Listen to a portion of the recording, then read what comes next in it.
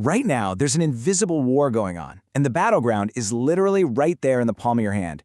Every single time you open an app, swipe through a feed, or click a recommended video, you're stepping into highly contested digital territory. Welcome to This Explainer. Today, we're unpacking a massive legislative dispute brewing in the United Kingdom. And look, this is one that threatens to fundamentally rewrite the rules of content discovery online. It is an all-out clash between government regulators, massive tech platforms like YouTube, and independent creators all fighting over the invisible code that dictates exactly what you watch. So, it really boils down to this. Who actually controls what you see on your screen? It sounds like a simple question, right? But the answer is getting incredibly complicated. Is it you, through your clicks and your watch history? Is it the platform's algorithm just trying to keep your attention? Or is your government about to step in and become your new algorithm DJ? The UK is currently looking at a legal framework that could allow the state to artificially curate your digital reality. And the implications of this are absolutely staggering. Section 1. The Algorithm Battleground. Okay, let's dive into this digital battlefield. Why is the feed on your phone suddenly the center of such intense political scrutiny? Well, to understand the panic driving this, we have to look at one massive catalyst. 75%. 3/4 of 16 to 24-year-olds now get their news primarily from social platforms. Legacy media institutions and government officials are looking at this demographic shift, and honestly, they're terrified. They argue that algorithmic filter bubbles, the ones that serve you content based purely on what keeps you engaged, are basically a breeding ground for misinformation. The overarching fear here is that young people are entirely bypassing traditional, regulated news sources and going straight to independent, unchecked creators. Section 2. Regulating the feed. So how exactly does a government respond when a huge chunk of the population just tunes out its traditional broadcasters? Well, the UK recently launched a public consultation called Watch This Space, which aims to tackle this perceived crisis head-on. And the government's proposed solution is laid out pretty clearly in their green paper. They essentially want to mandate what they call a prominence regime. In simple terms, they're exploring laws that would require social media and video platforms to artificially boost and prioritize traditional, state-designated public service broadcasters. We're talking legacy institutions here, the BBC, ITV, Channel 4. The government argues that this is just a necessary safeguard to make sure audiences have access to trustworthy news, particularly during what they call vulnerable times or crises. And if you think about it, this is a profound mechanical shift. Right now, algorithms are essentially neutral engagement engines. If a video gets high watch time and you actively click on it, it gets recommended. But the proposed media bill introduces a completely different logic.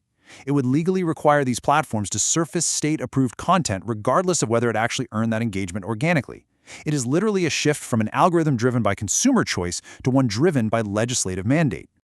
Now, it's incredibly important to point out that the UK government vehemently denies that this constitutes censorship. As Labour Deputy Leader Lucy Powell has stated, they frame this purely as a structural update. The government's stance is that the existing laws just haven't kept pace with how insanely fast falsehoods can spread on social media. They're basically saying, look, we aren't stopping anyone from posting, we're just making sure that accurate, regulated information gets a prime spot in your feed so you can make an informed choice. Section 3. YouTube strikes back. But as you might imagine, the tech giants whose entire business models rely on these algorithms are not taking this quietly. In a completely unprecedented move, YouTube didn't just lobby behind closed doors, they launched a public campaign, the hashtag KeepYouTubeYours, and they actually messaged UK creators directly on their dashboards. YouTube explicitly warned its users that the platform would be legally forced to put mainstream channels above independent ones, arguing this directly threatens the bond between creators and their audiences.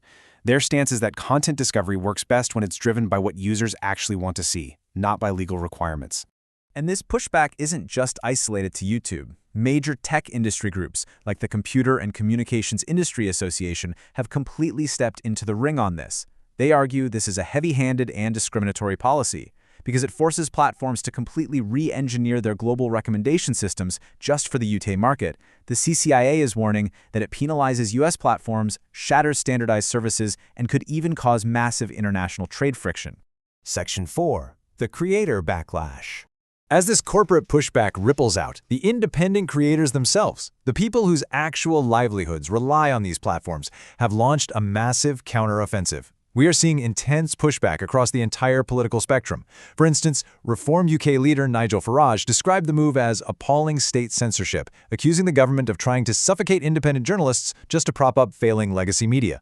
But this anger definitely isn't confined to one side of the aisle. Commentators have noted that creators from the left, right, and center are all sounding the alarm, warning that this amounts to authoritarian algorithm gerrymandering. And honestly, this has induced sheer panic among digital-first businesses. There are reports of major creators, like geopolitical analyst Mayar Tuzi, literally moving their operations out of the UK to places like Florida just to ensure their businesses survive. Small creators like the gaming channel Blonde_Logic have spoken out about the massive personal investments they've made into their channels, only to now face the looming threat of algorithmic demotion. Basically, there's a deep prevailing fear that anything outside the official narrative is effectively going to get shadow banned. Section 5. Zero-sum displacement.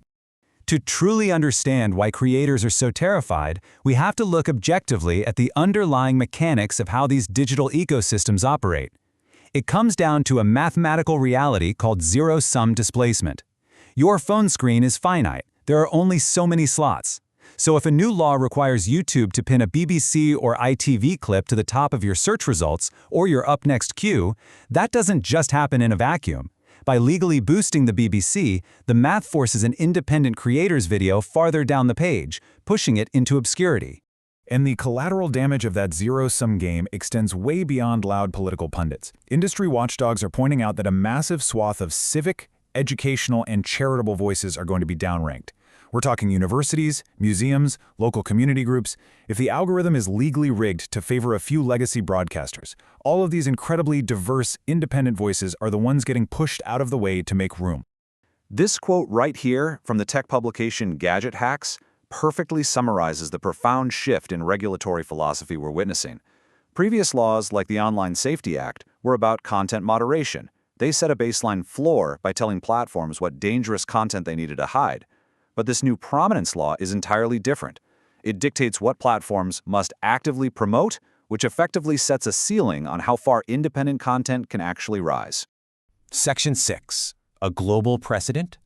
Now this matters immensely, even if you don't live anywhere near the United Kingdom, because there is a very real possibility that this localized green paper sets a massive global precedent. This kind of regulatory reach hasn't happened overnight. It's been a very steady progression. Back in 2024, the UK established rules making sure public broadcasters had a prominent spot on physical hardware, like the home screen of your smart TV. Then by 2025, regulators started looking at online video services. And now in 2026, the target is the core algorithmic feed on your personal social media apps. Tech advocates warn that if the UK successfully forces platforms to alter their global algorithms, other nations, whether they're democratic or otherwise, are going to immediately demand that exact same power to prioritize their own state-approved messaging.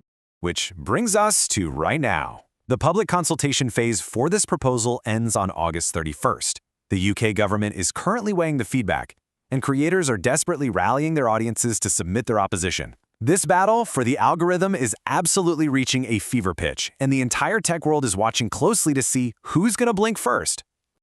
So, I'll leave you with this provocative thought. The UK's stated intentions are to protect users from misinformation and ensure a baseline of trusted news. But as we try to regulate that misinformation, are we accidentally sacrificing the very foundation of independent digital expression? Think about it. If the state has the legal authority to rig the algorithm, who ultimately gets to decide what the truth is? It's a question we are all going to have to answer very soon.